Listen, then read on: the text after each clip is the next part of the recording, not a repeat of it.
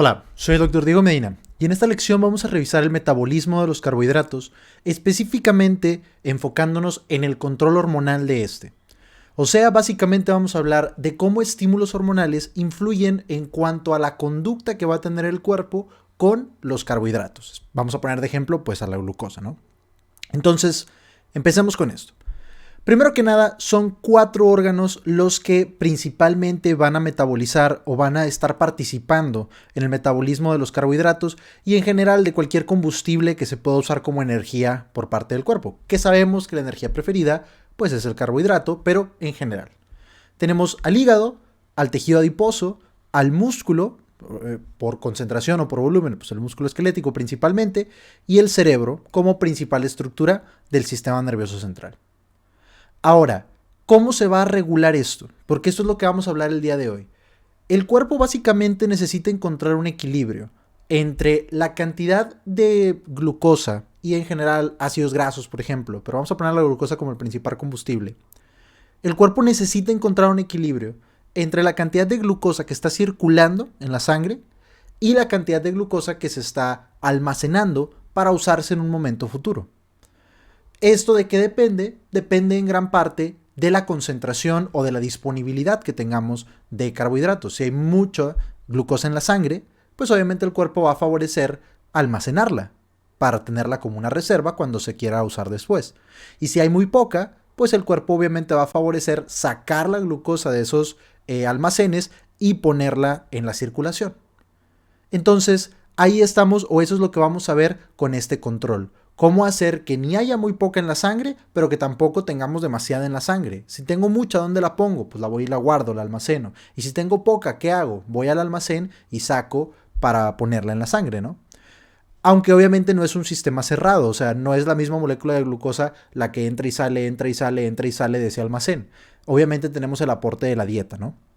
Entonces, ¿cómo vamos a controlar estos niveles? Tenemos básicamente 3 tipos de estímulos. Hormonas, que es donde nos vamos a enfocar más el día de hoy. Estímulos del sistema nervioso y la disponibilidad, obviamente, de los sustratos circulantes, o sea, qué tanta glucosa hay en la sangre. Con eso, o básicamente, o mejor dicho, sin eso, o sea, si no tengo niveles de glucosa, pues ¿qué hago, verdad? No puedo hacer nada. Y obviamente cuando ya hay niveles disponibles, las hormonas y los estímulos del sistema nervioso se encargan de decidir qué se va a hacer con esos niveles de glucosa. Los guardo en los diferentes depósitos, como podría ser el músculo, por ejemplo, como podría ser el hígado, como podría ser el tejido adiposo. Lo guardo como depósito o lo saco a la sangre para que se esté usando en ese momento. Entre las hormonas y el sistema nervioso se decide qué es lo que se va a hacer. Entonces, como les decía, nos vamos a enfocar principalmente en las hormonas y vamos a tener 2, la insulina y el glucagón. Estas 2 hormonas son complementarias, pero también podríamos decir que son antagonistas, o sea, sus efectos son opuestos. Y algo importante para no confundirnos cuando estamos empezando a hablar de estos temas es, son opuestos, ¿ok? Estas 2 hormonas funcionan completamente al revés. Sin embargo, eso no quiere decir que en algún momento dado una hormona se encuentre completamente acaparando la influencia que puede tener sobre el cuerpo y la otra esté ausente. O sea, no es como que en un momento haya 100% insulina, 0% glucagón o viceversa. Realmente es un equilibrio entre los dos lo que va llevando al cuerpo a ciertas conductas para encontrar el punto justo que necesita. O sea, los niveles de insulina y glucagón pues sí varían, pero siempre están tratando más o menos de competir para llevar el cuerpo a ese punto medio. Entonces, ¿cómo nos podemos imaginar esto? La insulina es una hormona con un efecto anabólico. O sea, la insulina básicamente va a favorecer el almacenamiento de energía. La producción, por ejemplo, la síntesis de proteínas. Todo lo que tenga que ver con guardar energía, administrarla para usarla después, usar aminoácidos para crear nuevas proteínas. O sea, todo lo que sea más organizado, más pensando a futuro, lo hace la insulina. Facilita la entrada de glucosa a las células. Chéquense esto. Esto quiere decir que disminuye los niveles de glucosa en sangre, que se dice glucemia. Pues baja la glucemia, ¿verdad? Porque ya no está en sangre, sino que está dejando que entre a las células. Y obviamente, ¿en qué momento vamos a encontrar que la insulina predomina su efecto? Pues en un estado postprandial. Prandial significa comida. Entonces, un estado postprandial es después de comer. Y tiene sentido. Aquí, antes de que nos metamos punto por punto a los efectos de estas hormonas, por eso las ponemos en esta primera diapositiva, creo que un punto importante es tener una idea general de qué hacen. No necesitas memorizar cuáles son los efectos de la insulina o cuáles son los efectos del glucagón, etc. Lo que necesitamos hacer es entender qué es lo que quieren lograr en el cuerpo. Y eso solito nos va a ir explicando, y ya lo puedo tener como algo más lógico que necesariamente memorizado, solito me va a ir explicando qué va a hacer. La insulina lo que quiere es favorecer el almacenamiento, o sea, es agarrar esa glucosa, esos carbohidratos, a veces también podemos ver ácidos grasos, o sea, agarrar esos combustibles que están en la sangre y guardarlos para usarlos en otro momento. Ese es como el principio que tienes que tener en la mente.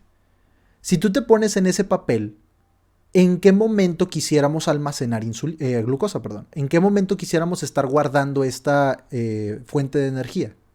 Pues obviamente en el momento en el que no la esté necesitando y en el que tenga de más. O sea, en el estado postprandial donde acabas de comer, pues obviamente tienes una abundancia de carbohidratos que se acaban de absorber a través de la dieta, ¿no?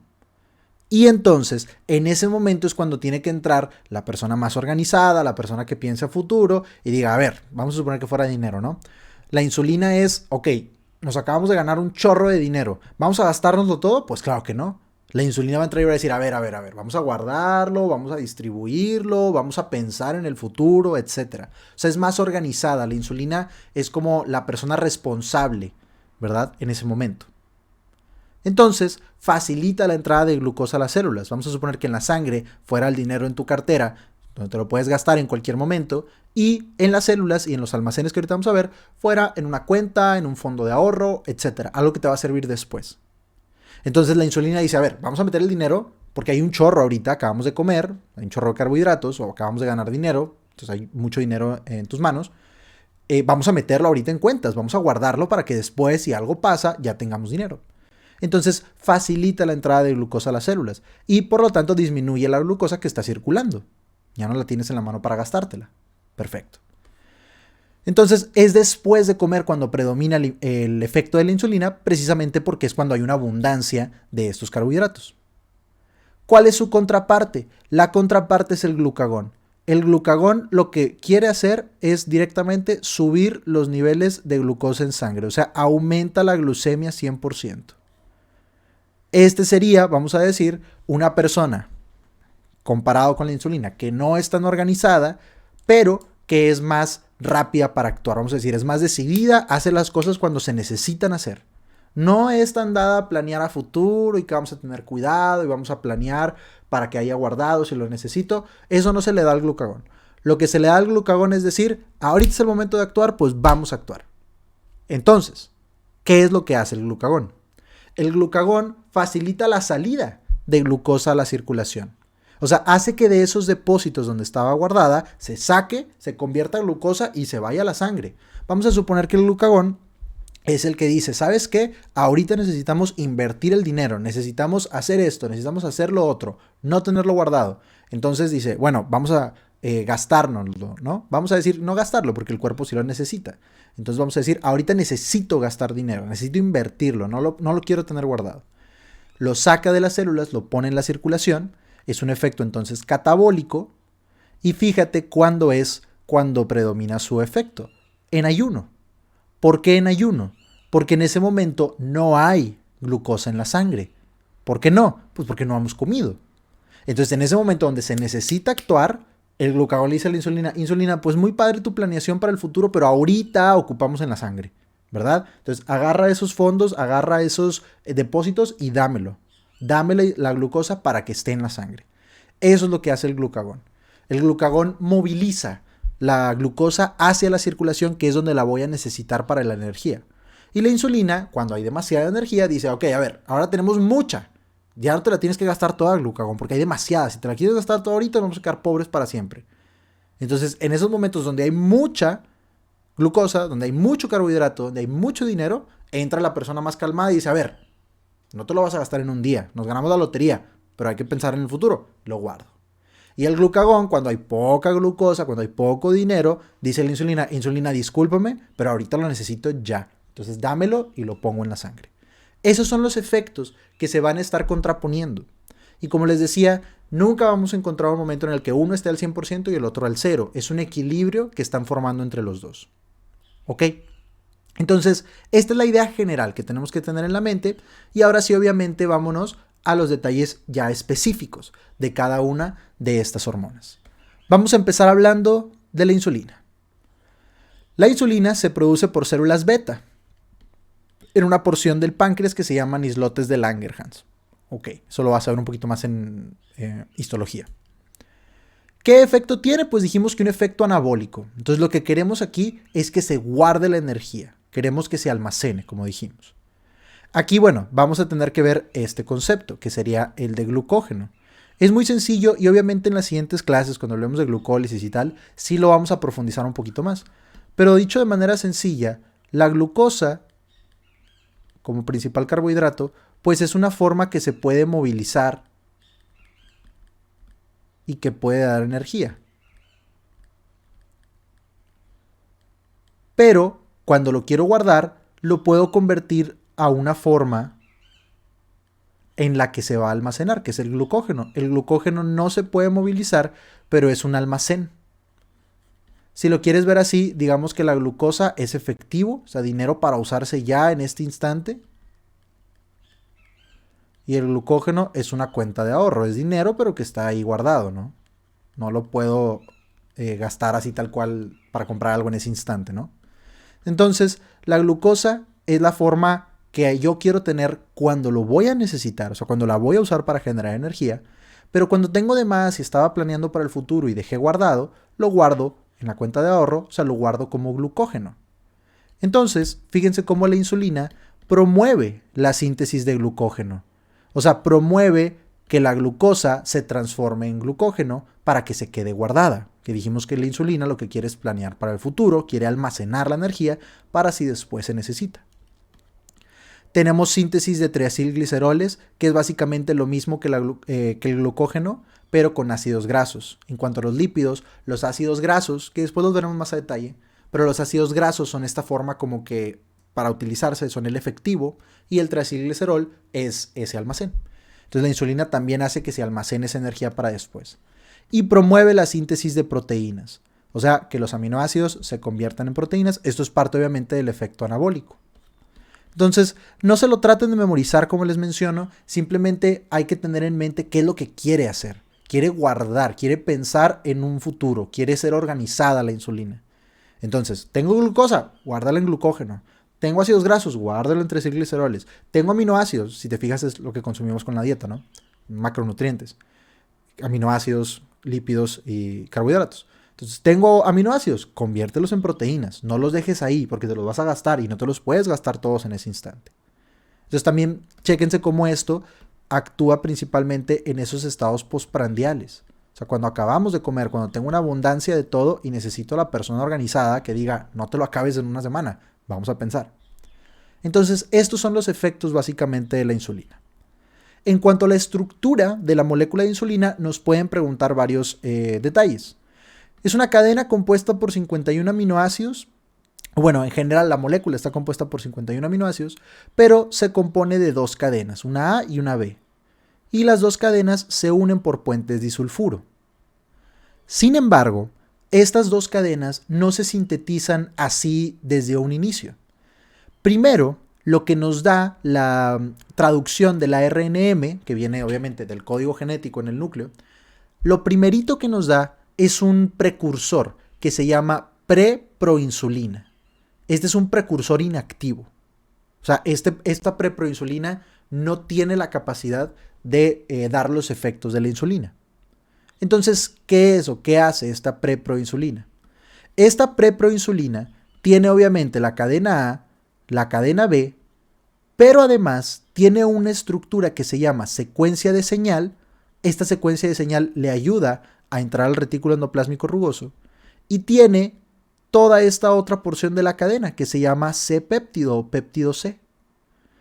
Este péptido C, ustedes se pueden imaginar su función como la de un molde. Este péptido C lo único que hace es poner en la forma correcta a la cadena A y la cadena B para que puedan plegarse a como necesita ser la estructura plegada de la insulina. Entonces el péptido C tampoco va a ser funcional, pero es un molde para que puedan agarrar la forma correcta las cadenas A y B. Entonces, tenemos aquí, vamos a borrar, tenemos aquí a nuestras cadenas, que son las funcionales, estas dos son las que me interesan a final de cuentas, pero la preproinsulina tiene otras dos cosas extra. La secuencia de señal, que es para que sepa a dónde ir, que va a ir básicamente al RER, y el péptido C, que es para que funcione como molde y estas dos cadenas se puedan plegar correctamente. Entonces aquí tenemos la preproinsulina, tiene una secuencia de señal, más el C-péptido, más lo funcional, que es la cadena A y la cadena B. Y lo que va sucediendo en cuanto a la modificación de esta molécula es que se le van quitando componentes, o sea, cada vez le vamos escindiendo diferentes partes para que quede ya solo la cadena A y la B al final. Entonces, ya en este paso a proinsulina, tenemos la cadena B, la cadena A y el C-péptido, que el C-péptido, acuérdense que básicamente lo único que está haciendo es funcionar como molde para que puedan tener la posición correcta las cadenas A y B y puedan generar correctamente sus puentes disulfuro, que es lo que las une. Esto ya pasa a un segundo organelo, que sería el aparato de Golgi. Y entonces tendríamos que la proinsulina ya se le quitó la secuencia de señal, ya nada más es el C-péptido, cadena A y cadena B, y esto ya se libera como tal a través de vesículas hacia el exterior de la célula, pero se libera separado. Se libera la cadena A y la B juntas, que es la insulina, y el C-péptido, este molde, pues queda ahí como un remanente que no va a ser activo. La insulina ya es nada más la pura cadena A y la cadena B, pero se libera junto con el C-péptido. ¿Por qué? Pues porque ese era ese molde que ya al final se le tiene que quitar, pero se fue incluido en la, vamos a decir, en la vesícula de liberación. Entonces, bueno, podrían ser preguntas de examen, saber cuáles son los 4 primeros componentes de la preproinsulina, secuencia de señal, las cadenas A y B y el C-péptido, y luego cómo se le van quitando partes hasta tener ya la insulina, que es la pura cadena A y la cadena B. Perfecto. Eso sería en cuanto a la composición, ¿no?, de la molécula de insulina. Ahora, ¿cómo vamos a regular su función? Esto es lo más importante.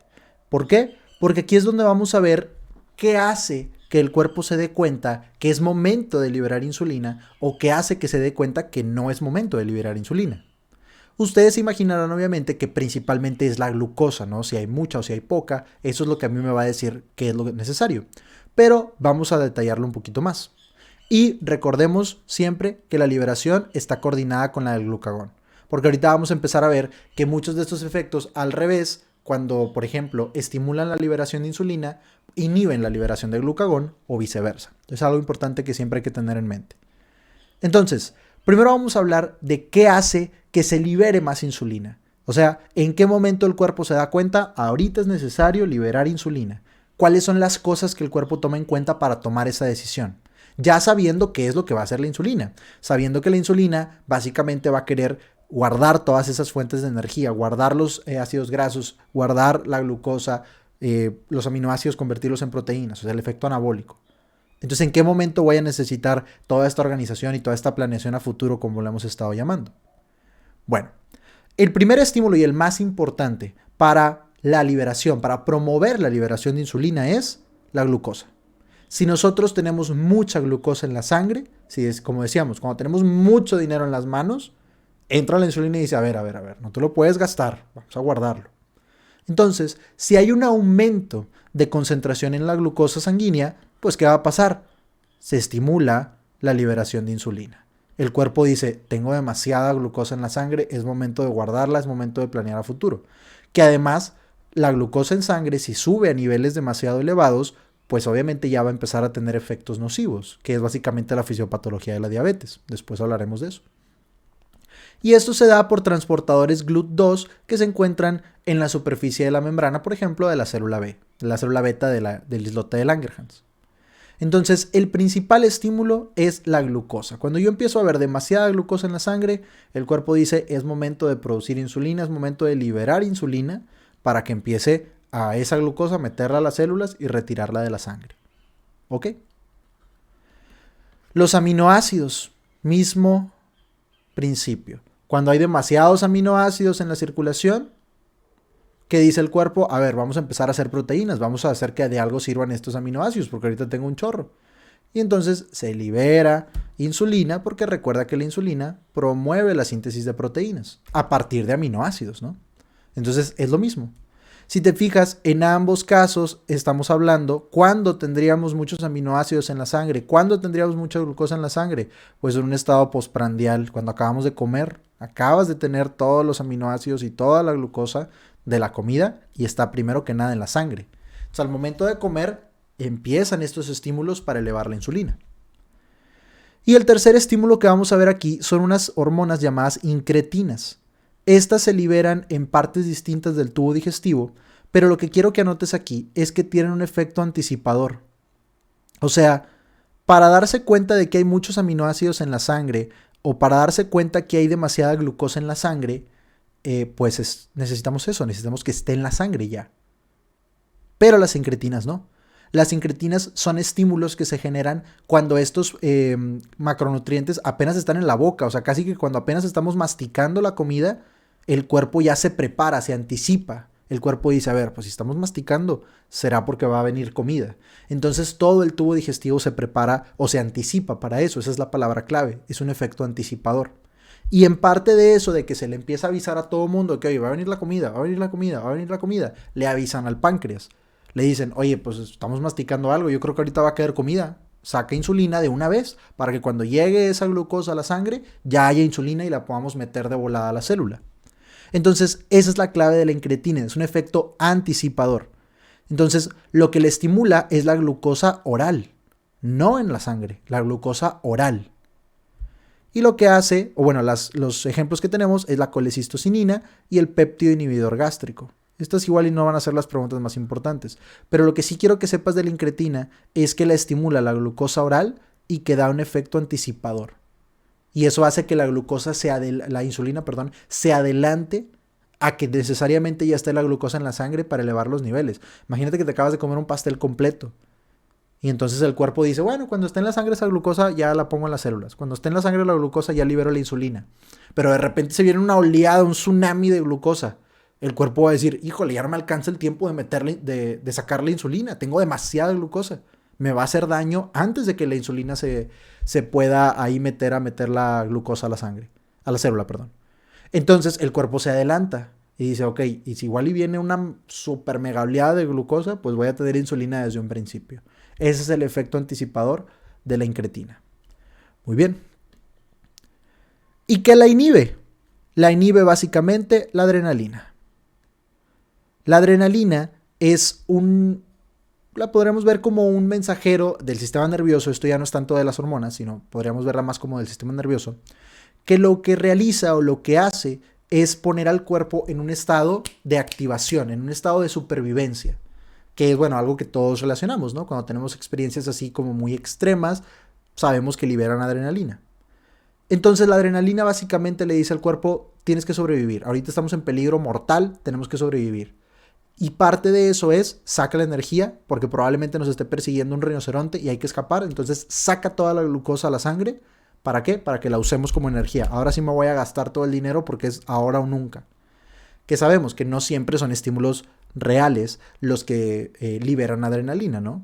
Estímulos de estrés psicológico también liberan adrenalina, así como la persecución de un rinoceronte también liberaría adrenalina. El caso es que el cuerpo cree que está en vida o muerte. Puede que sí esté, puede que no esté, pero el cuerpo cree que sí. Entonces, la adrenalina hace que saquemos glucosa hacia la sangre, porque el cuerpo dice, pues la voy a utilizar, ahorita voy a utilizar toda la energía que tengo. Entonces, entre esos efectos, la adrenalina obviamente inhibe la insulina, para que la glucosa no esté guardada en la célula. Y la insulina no puede entrar a decir, oye, si dejamos guardada tantita, si dejamos tantito glucógeno, la insulina no. La insulina dice, toda la tenemos que usar porque nos está persiguiendo un elefante y es vida o muerte. Eso es básicamente lo que hace la adrenalina. Entonces aquí lo que hay que tener es que la adrenalina es inhibidora de la liberación de insulina. Muy bien. Entonces vean cómo en general todo lo que tiene que ver con liberar glucosa está relacionado con el hecho de haber terminado una comida y tener una gran disponibilidad de los macronutrientes. O sea, tengo mucha glucosa, tengo muchos aminoácidos, quiero guardarlos. Eso es lo que va a estimular básicamente a la insulina, recordando el efecto anticipador de las incretinas. Y la inhibición es al revés. La inhibición es el cuerpo diciendo, saquen toda la energía, es ahora o nunca, tenemos que sobrevivir, etc. Eso lo hace la adrenalina. Muy bien. ¿Cuáles van a ser los efectos ya más directos de la insulina? Vamos a verlo en 3 puntos, sobre los carbohidratos, sobre los lípidos y sobre los aminoácidos, que de todos modos ya tenemos una idea general bastante clara de lo que van a hacer cada uno. Pero vamos a hablar directamente de qué es lo que van a hacer. Primero, sobre los carbohidratos, acuérdense la palabra clave. La insulina promueve el almacenamiento. La insulina, ya lo dijimos 1.000.000 de veces, es la persona organizada que quiere guardar para el futuro. Cuando hay mucho, ¿verdad? Cuando hay algo que guardar. Entonces, promueve el almacenamiento.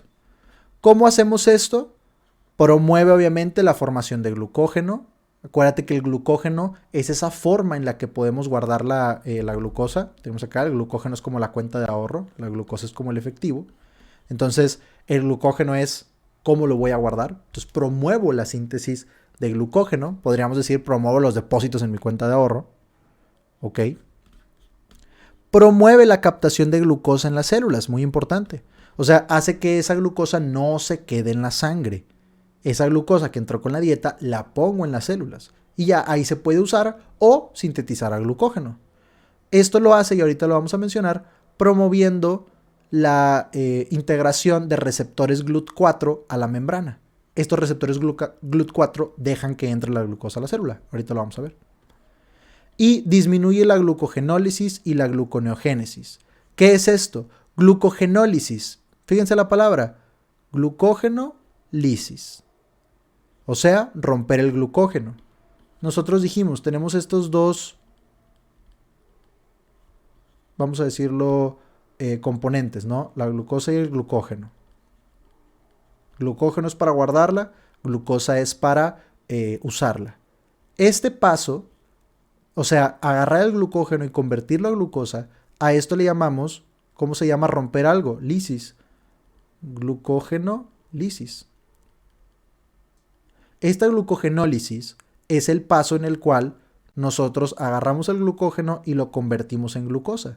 En otras palabras, agarro mis ahorros y los retiro para gastarlos. Esa es la glucogenólisis. Y la gluconeogénesis es generar nueva glucosa a partir de diferentes sustratos. Todo eso lo vamos a ver en las siguientes clases. Pero la gluconeogénesis es formar nueva glucosa. Entonces es lo mismo. Yo, cuando tengo insulina, no quiero glucosa en la sangre, quiero guardarla. Por eso inhibimos la glucogenólisis para que no se nos rompa nuestro glucógeno. No lo quiero convertir a glucosa, lo quiero dejar guardado como glucógeno. Inhibimos esta glucogenólisis y también inhibimos la gluconeogénesis. No quiero que me des glucosa tampoco de otra parte. El puro hecho de que hay insulina es porque hay demasiada glucosa. Entonces, ni quiero que agarres el glucógeno y lo conviertas en glucosa, ni quiero que agarres ninguna otra cosa y la conviertas en glucosa. Ahorita lo que quiero es guardarla. Por eso inhibe la glucogenólisis, inhibe la gluconeogénesis. Esto lo hace principalmente en el hígado, que es donde se dan estos procesos. Entonces, ahí vamos, como siempre, de lo más sencillito, vámonos metiendo más a detalle, pero es el mismo principio, el almacenamiento. Por eso, más glucógeno, más forma de almacén. Más captación, no la quiero en la sangre, la quiero guardada. Menos glucogenólisis, no me toques al glucógeno, ahí déjalo, quiero hacer más glucógeno, no lo rompas en glucosa porque no quiero más glucosa. Y como no quiero más glucosa, también se inhibe la gluconeogénesis. Muy bien. En cuanto a los lípidos, es el mismo principio realmente. Disminuye la liberación de ácidos grasos. Aquí los ácidos grasos serían como la glucosa, y el triacilglicerol sería como el glucógeno. O sea, la forma de almacén y la forma para usarse. Entonces, disminuimos la degradación de triacilglicerol. Este triacilglicerol, si fuera momento de utilizarse, podría ser degradado y convertido en ácidos grasos, pero ahorita no quiero eso. Ahorita lo que quiero es que se guarde. Por eso disminuimos la degradación de este. Inhibiendo una hormona llamada lipasa sensible a hormonas. Una enzima, llamada lipasa sensible a hormonas. Ok. Y con los aminoácidos, pues más directo, aumentamos la entrada a la célula y ya que entró, los ponemos a hacer algo. O sea, los ponemos a sintetizar proteínas, que es parte del efecto anabólico de la insulina. Es lógico. saber cuáles son los efectos que va a tener, si entendimos primero en qué momento y para qué quiero la insulina. Si ustedes entienden eso primero, ya después estos efectos pues son más lógicos. Ahí lo tenemos representado otra vez. En el músculo, síntesis de glucógeno para que se quede guardada, captación de glucosa para que no haya tanta en la sangre y síntesis de proteínas. Perfecto. En el hígado, disminuyo la gluconeogénesis, no quiero glucosa nueva. Disminuyo la glucogenólisis, no quiero gastarme mis ahorros de glucógeno, de hecho quiero hacer más. Aumento la síntesis de glucógeno, ahí está, estoy depositando más ahorros. Y aumenta la lipogénesis, o sea, no estoy dejando ácidos grasos, sino que estoy convirtiéndolo en triacilglicerol. Y en el tejido adiposo, aumento la captación de glucosa para quitarla de la sangre, disminuyo la lipólisis. ¿Qué sería esto? Esto sería la degradación del triacilglicerol. Creo que aquí ya no están viendo les tapo yo. Bueno, creo que les tapa ya mi imagen, pero esta lipólisis sería la degradación del triacilglicerol. No quiero ahorita hacer eso, ¿verdad? ¿Por qué no? Pues porque quiero tenerla ahorrada. Y lipogénesis, agarro esos ácidos grasos y los convierto en triacilglicerol, que es la forma de almacén. Ahí están resumidos estos efectos. ¿Cómo se logran estos efectos? Aquí no nos vamos a meter tanto a detalle, pero básicamente lo primero que sucede es que la insulina se une con un receptor, que es especial para ella, en la membrana de las células. Y este receptor tiene una subunidad alfa que está en la parte externa de la célula, es la que se va a unir directamente con la insulina, y una subunidad beta, que es la parte que está dentro de la célula, y ahí encontramos una enzima tirosina sinasa. Fíjense esta imagen.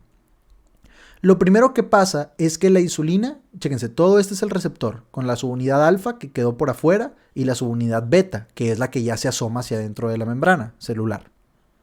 Entonces, tenemos primeramente a la insulina que se une a la subunidad alfa del receptor. ¿Por qué a la subunidad alfa? Porque es la que está por afuera. Ni modo que la insulina se teletransporte adentro de la membrana, ¿no? Entonces solo puede llegar a la superficie. Ahí la recibe la subunidad alfa. Y esta subunidad alfa, al momento de unirse con la insulina, promueve un cambio en la acción de la subunidad beta. O sea, del puro hecho de que se una por afuera, estas porciones del receptor, la alfa y la beta, cambian su conformación de tal forma que la subunidad beta básicamente promueve que se liberen receptores GLUT4 a la membrana. Estos receptores GLUT4 se encuentran primero en vesículas que están en el interior de la célula, pero están ahí guardados, son como una reserva de GLUT4. Cuando se promueve la acción de la tirosina sinasa, en el caso de la subunidad beta, fíjense, hace que se liberen de esta vesícula los receptores GLUT4 y se van y se meten a la membrana. Y estos receptores o estas proteínas GLUT4, ¿qué hacen? Dejan que entre la glucosa. O sea, básicamente, al momento de que se une la insulina a su receptor, se desata o se desencadena, por así llamarlo, una cascada de efectos que tienen como final que se pongan más puertas para la entrada de insulina en la célula, de glucosa, perdón, en la célula.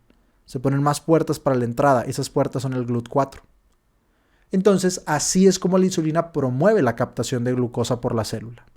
Y tiene otros efectos también, pero este es el más preguntable. Tiene efectos sobre los lípidos, tiene efectos anabólicos de crecimiento, tiene efectos de síntesis de proteínas, lo que dijimos, ¿no? Pero el más importante es cómo se une a la unión alfa y luego, que es la que está por afuera, eso le avisa a la cadena beta, que es la que está hacia adentro, que hay que dar los ciertos efectos dentro de la célula. El más importante de estas vesículas, de estas como burbujas donde estaba guardado el GLUT4, ábrelas, vamos a decir que estaban empacadas, ¿no? En esa vesícula. Bueno, abre el empaque y ve y ponlas a la membrana. Al poner esos GLUT4 en la membrana, son como si hubiéramos puesto ventanitas que van a dejar entrar a la glucosa. Así es como tiene ese efecto la insulina. Muy bien. Entonces, si ya vimos la insulina, podemos pasar a su contraparte, que es el glucagón o glucagón. ¿Qué es lo que vamos a ver en cuanto a su estructura? Es sintetizada por células alfa de los islotes pancreáticos, diferente de las células beta que sintetizaban la insulina. Básicamente el efecto es elevar los niveles de glucosa en sangre, eso es lo que le interesa al glucagón. Acuérdate que es la persona que quiere gastar en ese momento porque en ese momento es necesario. O sea, diríamos que es un efecto catabólico. promueve la glucogenólisis. Acuérdate que la glucogenólisis es romper glucógeno. Y si rompo glucógeno, ¿en qué se rompe? Se rompe en glucosa. Entonces, romper glucógeno y nueva glucosa, gluconeogénesis. En ambos casos, si rompo glucógeno o si hago nueva glucosa, esto eleva los niveles de glucosa en la sangre, eleva la glucemia. Muy bien.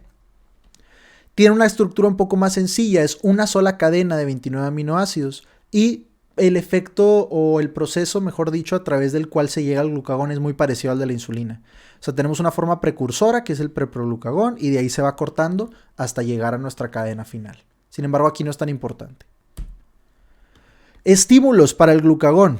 Pues el más importante, que haya muy poco nivel de glucosa en la sangre. Si hay poca glucemia, es lógico que vamos a necesitar subirla, ¿no?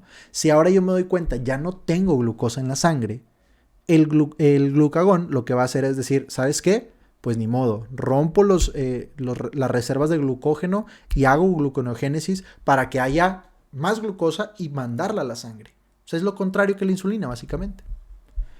Esto está interesante, los aminoácidos. Vas a decir, oye, pero los aminoácidos, fíjate, los aminoácidos también eran un estímulo para la insulina. ¿Cómo puede ser eso? Chécate lo que pasa aquí.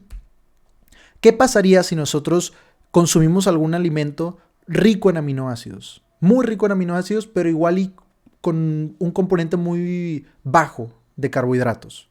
Por ejemplo, pedazo de carne. No hay tanto carbohidrato, pero hay mucho aminoácido, mucha proteína. ¿Ok? Si pasara esto, va a entrar esa comida, van a entrar esos aminoácidos a la circulación y entonces se va a liberar insulina. ¿Y la insulina qué va a querer hacer? La insulina va a querer meter la glucosa también a la célula, ¿verdad? Va a poner GLUT4 y va a querer captar glucosa. Pero, ojo, que en ese momento no era necesario. ¿Por qué no? Pues porque no había niveles elevados de glucosa. La insulina funciona para meter la glucosa cuando acabo de comer carbohidratos, ¿no? Y ahora sí tengo un chorro. Vamos a poner un ejemplo aquí para que quede claro. O sea, vamos a decir, si aquí comimos un alimento rico en carbohidratos.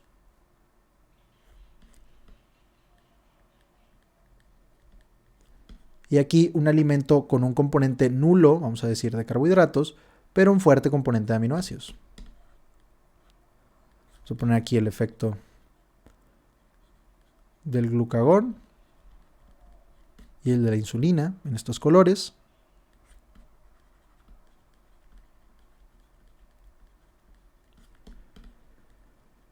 Vamos a decir que estos son los aminoácidos.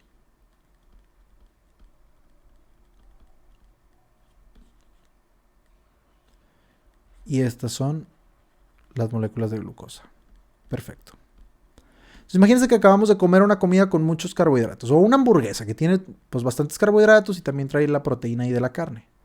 Entonces, en ese momento en la sangre tenemos un chorro de glucosa. Por los panes. Echaste una coca, etc. Y también tienes aminoácidos, obviamente.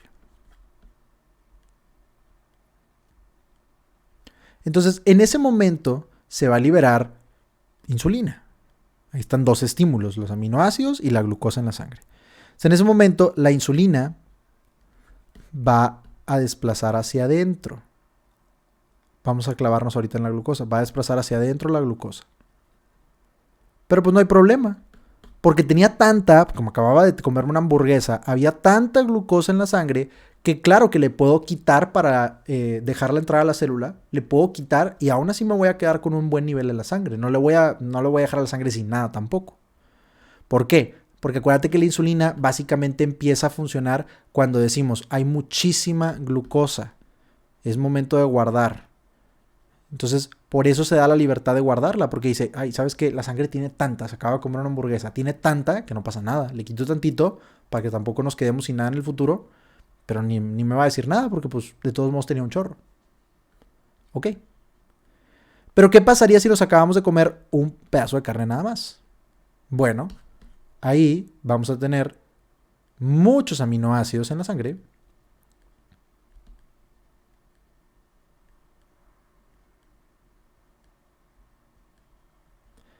pero pues no tantos carbohidratos, igual y los carbohidratos normales, ¿no? Los que normalmente están en la sangre. ¿Por qué no tengo tantos carbohidratos? Pues porque no me comí nada con carbohidratos. Entonces tengo pocos carbohidratos. Pero acuérdense que eso, la pura entrada de aminoácidos, estimula la función de la insulina.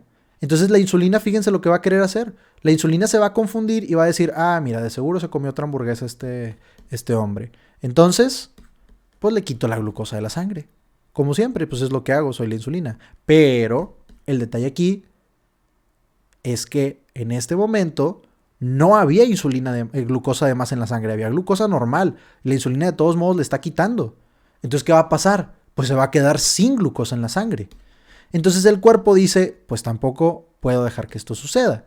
Y se adelanta y dice, bueno, si llegan muchos aminoácidos, también libero glucagón. Entonces aquí el glucagón le hace la contraparte. Aquí acuérdate, no podíamos quitarle glucosa a la sangre porque no tenía de más. Entonces la insulina hace que se meta o promueva que se meta, pero de ahí el glucagón la vuelve a sacar, básicamente. Entonces entra y sale y así evitamos quedarnos sin glucosa en la sangre con una ingesta de aminoácidos. Eso es lo que sucede, por eso te das cuenta que los dos son estimulados por los aminoácidos. Es básicamente una manera de prevenir que pase esto que te digo, que la insulina quiera meter glucosa a lo loco, pero ni había de más, se confundió. O sea, el glucagón la vuelve a sacar y así no nos caemos en esa hipoglucemia. Muy bien. Entonces, por eso tenemos ese estímulo. La elevación de aminoácidos estimula la liberación tanto de insulina como de glucagón. La glucemia, obviamente, ahí sí es diferente, la glucemia al bajar. Y la adrenalina, que era lo que explicábamos. La adrenalina, acuérdate que lo que quiere es saquen toda la energía, sobrevivamos, vamos a pelear por nuestra vida. Entonces, obviamente la adrenalina dice al glucagón, ayúdame, necesito romper glucógeno, necesito nueva glucosa. Obviamente la adrenalina, estimula la liberación de glucagón.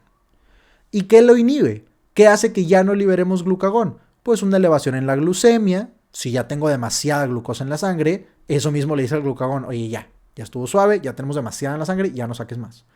Obviamente la elevación de la glucemia disminuye la liberación de glucagón y la insulina, que ahí están obviamente contraponiéndose. ¿Qué efectos vamos a encontrar? Los lógicos. Acuérdate que el glucagón lo que quiere es saque la energía hacia la sangre porque la vamos a usar en este momento. Entonces, en los carbohidratos, glucogenólisis, acabamos de decir, y gluconeogénesis, o sea, se rompe el glucógeno, se sintetiza nueva glucosa. En los lípidos, liberación de ácidos grasos, que acuérdate que la insulina, por ejemplo, la había inhibido. Y en los aminoácidos, aumenta la captación hepática, porque con estos aminoácidos se le va a poder dar sustrato para la producción de más glucosa. Entonces, por eso se aumenta la captación hepática, para promover básicamente la gluconeogénesis.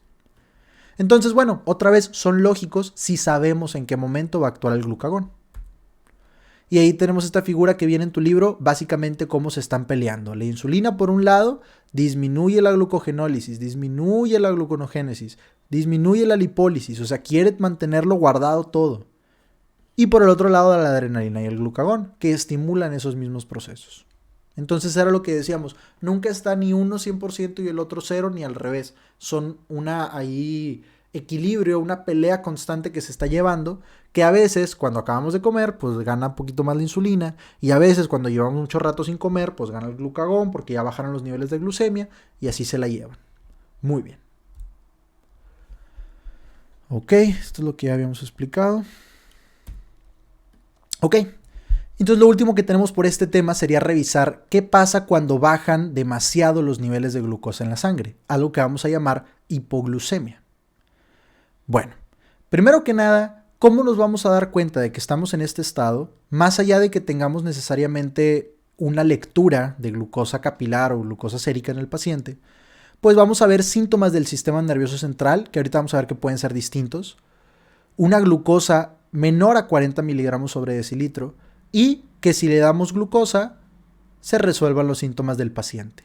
O sea, primero tengo los síntomas, luego relaciono que esos síntomas están al mismo tiempo que una glucosa baja y digo, bueno, entonces la glucosa baja tiene la culpa de los síntomas.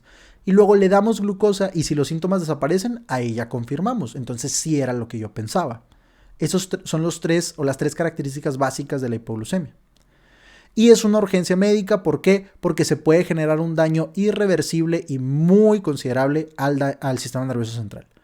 El sistema nervioso central consume demasiada glucosa.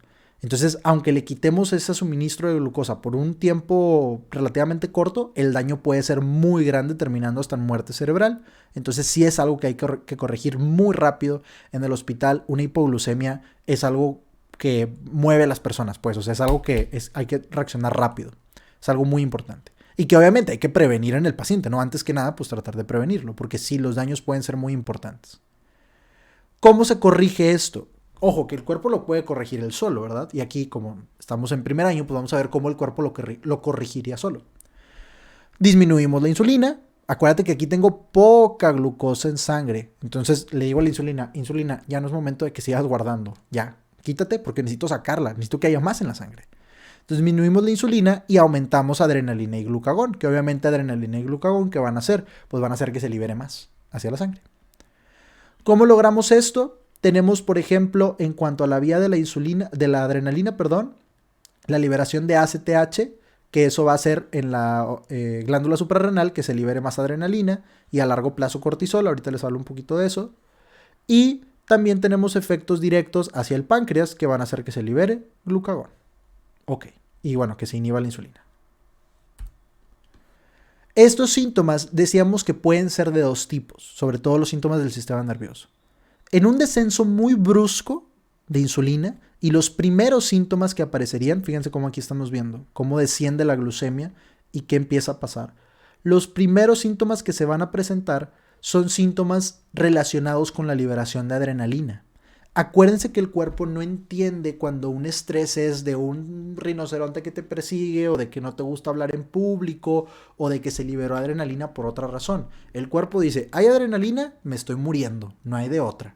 Entonces, fíjense lo que pasa cuando aunque estés tranquilo, pero como está bajando el nivel de glucosa, dijimos, la adrenalina es una de las maneras de corregirlo, tu cuerpo dice, bueno, pues voy a tener que empezar a liberar más adrenalina para subir la glucemia. Entonces fíjense lo que empiezan a sentir los pacientes. Ansiedad, palpitaciones. Palpitaciones es cuando sentimos que nuestro corazón está latiendo en el pecho. Temblor y sudoración. Y el paciente, si te fijas, tiene básicamente un cuadro de alguien que está en estas situaciones de lucha o huida, ¿verdad? Que está peleando por su vida, básicamente.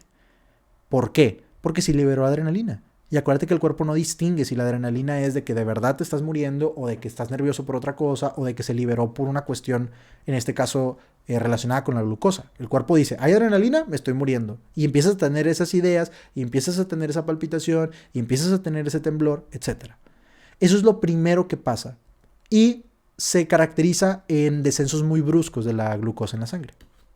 Si seguimos bajando todavía más la glucosa, fíjense, todavía más bajo, ahora sí, el sistema nervioso se empieza a apagar. El sistema nervioso dice, oye, ya no puedo funcionar, no tengo glucosa.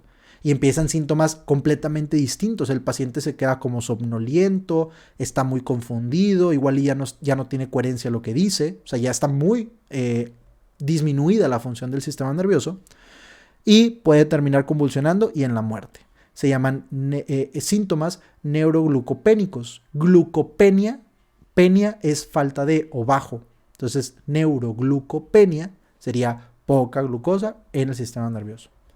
Esos síntomas se van a presentar hasta después. O sea, lo primero que pasa con el paciente es eso de la ansiedad, porque se liberó adrenalina. ¿Ok? Si seguimos bajando, la adrenalina se liberó, acuérdate, para tratar de corregirla, ¿verdad? Para tratar de volver a elevar la glucemia. Pero si se sigue bajando el nivel, ahora sí el sistema nervioso dice, yo ya no puedo más y se empieza a apagar. El paciente se confunde, casi se queda dormido, se puede caer en coma, puede convulsionar, puede tener muerte cerebral. Importante. ¿Y cómo funcionan las medidas correctivas? La adrenalina y el glucagón son a corto plazo, o sea, es tratar de tener el efecto rápido. Y la hormona del crecimiento y el cortisol, que bueno, ahorita no los vamos a ver mucho, pero la hormona del crecimiento y el cortisol son medidas correctivas a largo plazo. O sea, efectos más duraderos. ¿Qué tipos de hipoglucemia podemos tener? Inducida por insulina. Pues obviamente, si tengo un paciente que es insulinodependiente, diabético sobre todo, ¿no? Paciente que se inyecta insulina. Si se inyecta insulina y no come, pues ¿qué va a pasar, no? La insulina que se inyecta va a meter toda la glucosa a la sangre, pero no comió. Entonces no tenía glucosa de más en la sangre. Entonces se va a quedar sin glucosa en la sangre y va a caer en una hipoglucemia. Hay que tener mucho cuidado con eso. Entonces podría ser inducida por insulina. Postprandial, si tenemos una liberación exagerada de insulina. ¿Qué pasa si después de comer sabemos que se debe liberar insulina, pero es exagerada? O sea, la insulina que decíamos, mete la glucosa a las células, la saca de la sangre, pero la saca sin dejar a la sangre vacía, ¿no? Pero ¿qué pasa si acá no? Acá se libera demasiada insulina y toda la glucosa se la robo. Pues de volada comemos y se va para abajo la glucemia. Paradójicamente, ¿no? ¿Qué hacemos ahí como tratamiento? Pues la única es recomendarle comer en comidas muy pequeñas al paciente para que no se libere tanta insulina. En ayuno, pues obviamente, ¿no? Si no tenemos glucosa de la comida, pues ¿de dónde? Te acabas tus reservas de glucógeno y ahora sí ya valiste. Pues en ayuno. Y con el consumo de alcohol. El consumo de alcohol básicamente promueve la concentración de NADH citosólico. Y fíjense cómo ese NADH citosólico a estos dos precursores, al oxalacetato y al piruvato, se los roba de la vía de la gluconogénesis. O sea, en la gluconogénesis se ocupan estos componentes para generar glucosa. Pero cuando consumimos mucho alcohol, este NADH se lo roba, hagan de cuenta, y lo mete a otra vía que sintetiza malato, que es algo que no tiene que ver con la glucosa, ¿no? Entonces, básicamente este NADH le roba el piruvato, le roba el oxalacetato a esta vía, y se lo da a esta. Entonces tenemos malato en vez de glucosa y entonces pues caemos en una disminución de la gluconogénesis y una hipoglucemia. Esto lo vamos a comentar más cuando hablemos de gluconogénesis y tal, pero bueno, el consumo de alcohol también va a tener este efecto. Esto sería todo por esta lección, chicos. Les digo, la verdad creo que es una lección muy interesante y muy lógica. Primero, antes que meterse en que si se mete en esta reacción, si se mete en la otra, o tiene este efecto en esta célula, o etcétera, piénsenlo como lo explicamos en un principio, como si fueran personas. El ejemplo del dinero que pusimos, del efectivo, de la cuenta de ahorro, la persona organizada, la persona más impulsiva. Piénsenlo de esa manera, para que ustedes tengan primero una idea en la mente de qué va a pasar. Esto es lo más importante con este tipo de temas. No te lo memorices. Tiene lógica. Tú mismo, si entiendes en qué momento y para qué se usa la insulina, no vas a batallar para recordar qué efecto va a tener en diferentes puntos. Si tú sabes que la insulina es para almacén, pues sabes que va a disminuir ciertas vías, sabes que va a favorecer captación, etc. Y lo mismo con el glucagón. Entonces traten de darle este enfoque lógico a este tema, porque es la manera más sencilla y además es un tema que toda la carrera lo vas a necesitar, entonces es algo que te va a durar más tiempo que simplemente memorizártelo para un examen. Muy bien, espero que haya quedado claro, chicos. Acuérdense que todo este parcial vamos a seguir con este tema del metabolismo de estos combustibles energéticos, ¿no? Entonces, bueno, si tienen alguna duda, me pueden poner un comentario, me pueden poner algún mensaje. Si no, nos vemos en la siguiente lección. Hasta luego, chicos.